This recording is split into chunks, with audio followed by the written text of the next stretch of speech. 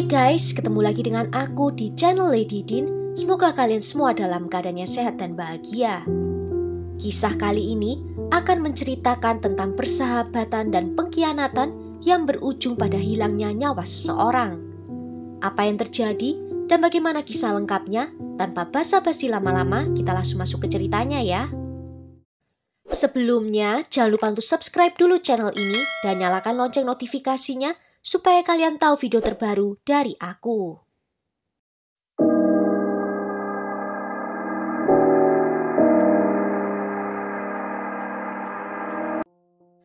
Michelle Yvette Avila atau yang lebih dikenal dengan nama Missy lahir pada tanggal 8 Februari 1968 di Los Angeles, California, Amerika Serikat. Dia dibesarkan di Arleta, San Fernando Valley di Los Angeles, di mana dia tinggal dengan 3 saudara laki-lakinya dan juga dengan ibunya. Karena saat itu orang tuanya sudah bercerai. Missy adalah seorang anak yang suka bersosialisasi dan juga cantik di mata teman-temannya. Ketika dia berusia 8 tahun, Karen Severson pindah ke dekat rumahnya. Karen digambarkan sebagai anak yang kelebihan berat badan dan juga pemalu. Karen melihat Missy pertama kali saat Missy sedang mencari kucingnya yang hilang. Dan mereka segera menjadi sahabat dan menghabiskan setiap hari bersama dengan mengendarai sepeda, berbagi rahasia dan juga saling menginap. Karen sering main ke rumah Missy dan juga dekat dengan ibunya Missy yang menganggap Karen sebagai keluarga sendiri.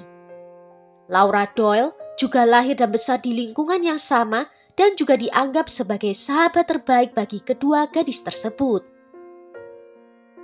Di awal tahun 80-an, ketiga gadis ini masuk ke sekolah menengah atas. Seiring bertambah usia, minat mereka pun berubah. Mereka tidak lagi main boneka bersama.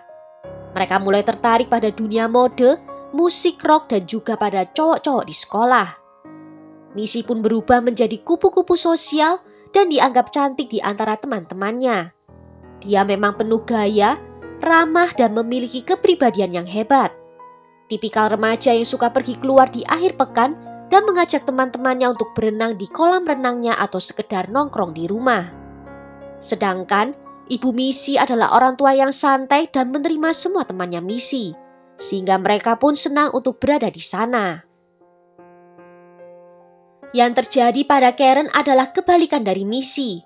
Dia tumbuh menjadi seorang remaja yang kelebihan berat badan dan tidak percaya diri. Hubungan Missy dan Karen pun mulai menjauh dan dia mendambakan perhatian dari Missy. Karen sering melihat cowok-cowok menggoda Missy dan itu menjatuhkan harga dirinya yang memang sudah lemah. Karen menjadi semakin iri pada Missy karena Missy lebih populer dan secara fisik lebih menarik daripada dirinya. Karen juga merasa kesal karena Missy mulai menghabiskan lebih sedikit waktu bersamanya dan memilih untuk menghabiskan waktunya bersama cowok-cowok di sekolah. Karen berasal dari keluarga yang tidak menetapkan aturan atau batasan di rumah. Dia tidak pernah memiliki jam malam, tidak pernah dihukum dan tidak pernah mendapatkan ceramah seperti remaja pada lainnya. Didikan seperti ini membentuk citra dirinya yang sangat membutuhkan perhatian dan penerimaan dari orang lain. Laura Doyle yang saat itu berusia 18 tahun digambarkan sebagai cewek yang tinggi dan juga kurus. Banyak yang bilang dia terlihat cukup cantik saat merias wajahnya. Tetapi dia jarang melakukannya karena dia sedikit agak tomboy. Laura seorang pengguna obat terlarang yang sering membolos sekolah dan bergaul dengan orang yang salah. Setiap kali Missy bergaul dengan Laura, dia mendapati dirinya dikelilingi oleh kerumunan pengguna obat terlarang. Suatu hari, Missy dan Karen sedang berbelanja di mall setempat ketika Karen tiba-tiba menyelipkan pakaian dalam ke dalam tasnya Missy. Mereka berdua ditangkap dan ditahan oleh penjaga keamanan dan ketika ibu Missy menjemput putrinya, dia merasa kesal dan mulai menghukumnya. Dia mulai berpikir 2 kali tentang hubungan pertemanan putrinya, tetapi menyadari kalau mereka masih remaja dan bisa berbuat salah. Sementara itu, orang tua Karen tidak peduli dan membuat Karen tidak belajar apapun selain menjadi sangat licik di lain waktunya. Hidup terus berjalan dan begitu pula dengan pertemanan antara ketiga gadis itu. Tetapi kecemburuan yang dirasakan oleh Karen terhadap Missy berubah menjadi kebencian yang pahit ketika dia terus diabaikan oleh laki-laki. Entah bagaimana dia mempunyai pikiran bahwa Missy lah yang harus disalahkan. Missy sempat berkencan dengan Victor Amaya, seorang remaja yang bersekolah di sekolah Katolik setempat. Hubungan mereka bersifat seksual tetapi tidak bertahan lama. Mereka kemudian putus dan setelahnya Victor memulai hubungan dengan Laura. Missy tidak merasa kesal atau setidaknya dia tampak baik-baik saja. Namun rasa tidak aman dan kecemburuan Laura membuat Victor salah paham. Laura selalu menempel pada Victor yang membuatnya tidak suka dan memutuskan Laura. Laura merasa hancur dan percaya kalau gadis lain yang menjadi alasan mengapa dia memutuskannya. Dia terus berusaha untuk berbaikan tetapi hal itu tidak berhasil. Laura secara berkala menelpon dan berkendara melewati rumah Victor karena belum siap untuk menyerah dan melanjutkan hidupnya. Kebencian Laura terhadap Missy dipicu ketika suatu hari dia berkendara ke rumah Victor dan melihat dia dan Missy berpegangan tangan dan juga berciuman. Laura menjadi marah dan memberitahu mereka bahwa mereka tertangkap basah. Pada titik ini, dia masih berasumsi bahwa Victor masih peduli padanya dan akan meminta maaf serta menyangkal perasaannya terhadap Missy. Namun sebaliknya, Victor menyuruhnya untuk pergi dan membela Missy. Victor dan Missy mendengar Laura mengatakan kalau dia akan membunuh wanita nakal itu sebelum pergi. Namun mereka tidak menanggapi serius ancaman itu. Missy yang sekarang berkelahi dengan Laura juga menjauh dari Karen. Sementara itu Karen dan Laura mulai lebih sering nongkrong dan mereka melampiaskan rasa frustasi mereka satu sama lain. Dalam upaya untuk membuat Missy terlihat buruk, Karen mulai menyebarkan kebohongan di sekolah dan memberitahu sekelompok gadis bahwa Missy telah tidur dengan pacar mereka. Gadis-gadis yang marah itu menguntit Missy dan memukulinya. Seorang siswa mendekati Missy dan memberitahunya bahwa Karen yang menyebarkan rumor itu. Missy tidak percaya dan marah sama temannya itu. Dia yakin Karen tidak mungkin melakukan karena ketika mereka kumpul bertiga, Karen dan Laura akan menyembunyikannya dan berpura-pura baik. Missy kemudian berkencan dengan Randy Fernandez, namun karena Randy terlalu suka berpesta, Missy tidak menyukai hal itu dan dia memutuskannya setelah 1 bulan menjalin hubungan. Tak lama setelahnya, Randy dan Karen memulai hubungan dan pindah ke apartemen bersama. Karen kemudian hamil dan menggugurkan kandungannya. Namun kemudian Karen hamil lagi dan melahirkan anak yang dia beri nama Stephanie, nama yang sama dengan adiknya. Karen tidak mempercayai Randy saat berada di dekat perempuan lain, terutama dengan Missy. Suatu hari, saat Missy ada di apartemen Karen, saat dia berpapasan dengan Randy, Randy menariknya hingga terduduk di atas pangkuannya.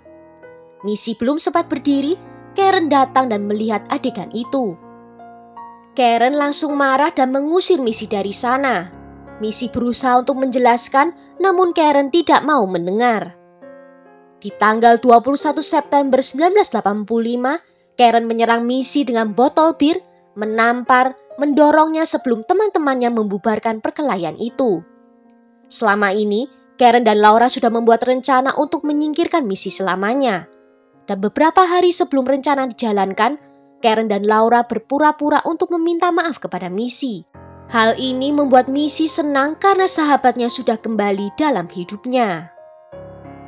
Pada tanggal 1 Oktober 1985, Missy memberitahu ibunya bahwa dia akan pergi dengan Laura ke Stonehurst Park di Sun Valley. Missy naik mobil dengan Laura, sedangkan Karen dan satu teman lainnya yang bernama Eva mengikuti dari belakang. Di tengah perjalanan, Laura merubah tujuannya ke hutan nasional, suatu hutan yang terpencil dan juga terisolasi. Missy tidak pulang ke rumah di malam hari itu pada jam yang dijanjikannya. Ibunya menelpon Laura menanyakan hal itu dan Laura menjawab kalau dia tidak tahu. Dia hanya melihat Missy naik mobil Camaro biru bersama 3 orang pemuda. Ibunya melaporkan hilangnya Missy di keesokan harinya. Namun 3 hari kemudian, para pendaki menemukan hal mengerikan di sungai di hutan nasional.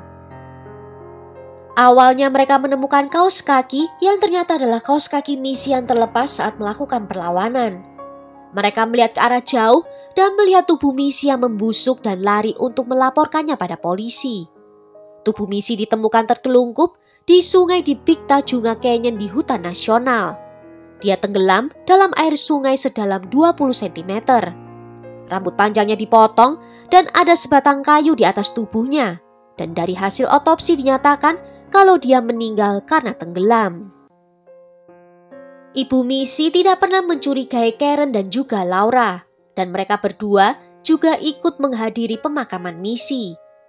Namun, Karen terlihat terobsesi dengan kematian misi, di mana dia sering mengunjungi makam misi beberapa kali seminggu, mengunjungi tempat tubuhnya ditemukan, dan memasang foto dan juga klip koran di seluruh dinding kamar tidurnya. Karen juga menginap di rumah keluarga misi untuk menemani ibunya misi yang terlihat sangat sedih. Karen rupanya memiliki motif tersembunyi dalam membantu karena dia ingin tahu sejauh mana penyelidikan polisi tentang tersangka dan juga bukti yang telah ditemukan. Polisi tidak memiliki petunjuk apapun dan kasus ini terhenti selama 3 tahun. Baru pada bulan Juli 1988, seorang remaja bernama Eva Cirumbolo mengungkapkan apa yang terjadi pada misi. Eva akhirnya mengaku setelah kakaknya meninggal dalam sebuah kecelakaan.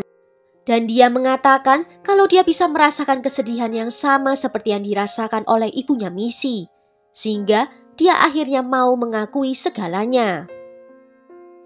Pada tanggal 27 Juli, Karen dan Laura ditangkap dan juga didakwa melakukan pembunuhan tingkat pertama atas misi. Di persidangan, menurut jaksa kedua gadis tersebut membujuk misi ke sungai dan memarahinya karena berhubungan badan dengan semua pemuda termasuk pacar mereka. Dan mereka mulai menyiksanya dengan memotong rambutnya dan juga menenggelamkannya ke dalam sungai hingga misi meninggal dunia. Karen menyatakan pembelaannya. Dia mengatakan kalau dia hanya bermaksud untuk menyiksa misi, namun setelahnya menjadi tidak terkendali. Pada bulan Maret 1990, Karen Severson dan Laura Doyle dihukum atas pembunuhan tingkat kedua dan dijatuhi hukuman 15 tahun penjara hingga seumur hidup. Hal ini terjadi karena para juri mengatakan kalau mereka tidak yakin kalau kedua terdakwa memang merencanakan pembunuhan itu.